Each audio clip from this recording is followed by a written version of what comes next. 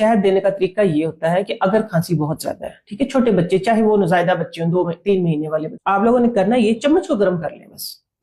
چمچ گرم کر لیے، اتنی سی اس کے اندر آپ نے کیا کرنا ہے کہ 1 چمچ جو بڑی چمچ ہے اس کے اندر آپ نے ہنی ڈال دینا ہے، یعنی وہ اس کا مقصد کہنے کا یہ ہے کہ وہ صرف اس چمچ کے ٹمپریچر جتنا گرم ہوگا، ساتھ میں صرف 2 بوند ادرک کی جوس کی ڈال دیں، اور تھوڑی سی کیا کہوں کہ چٹکی کا چوتھا حصہ کالی مرچ،